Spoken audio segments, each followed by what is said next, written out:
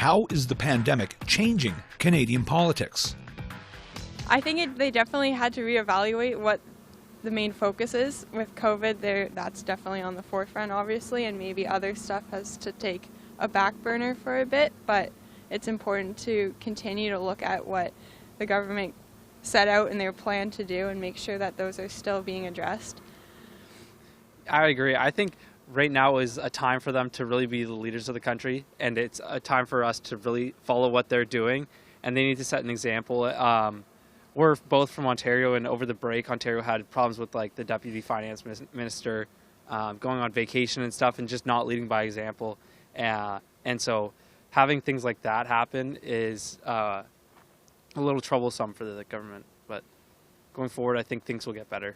I think the leaders have to put their feet down and be more serious towards the pandemic. This is something real, and it is frustrating. It is pressure to the families, to the individuals, and to the government as well, economically and all the other ways. The people are not happy to stay in their homes, and this has to end. And we, the politicians, have to be very, very serious about this matter. It's an awful lot of bickering. You know, we didn't know what was going to happen. We had no idea. A year ago, everybody was scared, right? I feel like the response to the financial support I thought was really good. I think people who were able to take advantage of it in a good way took advantage of it. I feel like a lot of people who didn't need it took advantage of it too.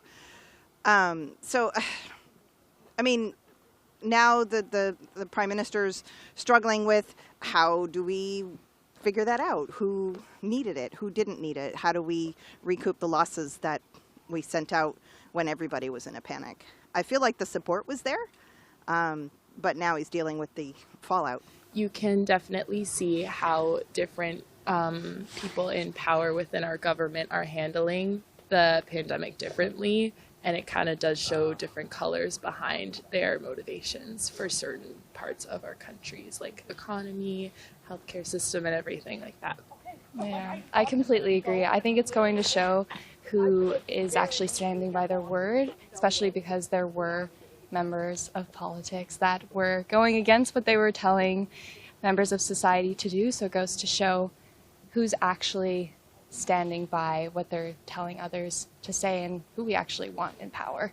I think so. I think that Canadians really have to trust the government right now and really have to listen to them. And I think that the different politics within each province is really showing with how each province is dealing with it. I think it's a lot going to be reduced, the international travels and immigration to Canada.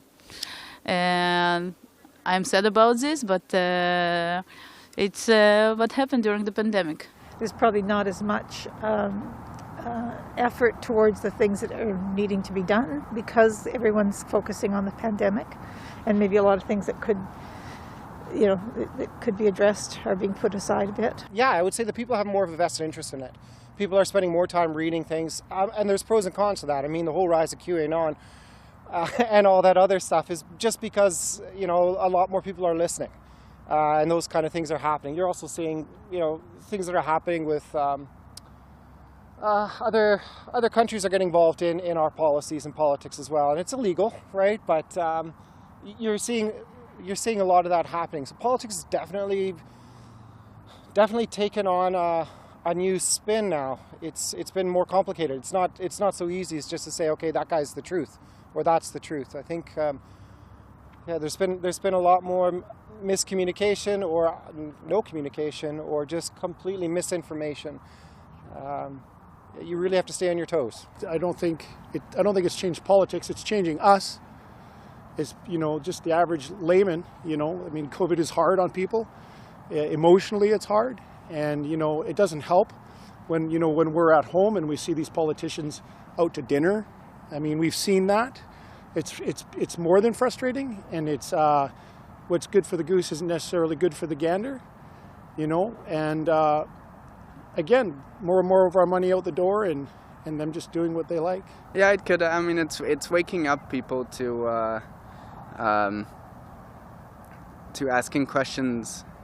People are asking questions about the effectiveness of our government and the effectiveness of the government's capacity to respond to such a situation. I think probably it's an overriding issue. I think COVID is overriding everything. So there are a lot of things that aren't being dealt with that would be normally dealt with if we weren't so absorbed with keeping Canadians alive and keeping Canadians, their livelihood going.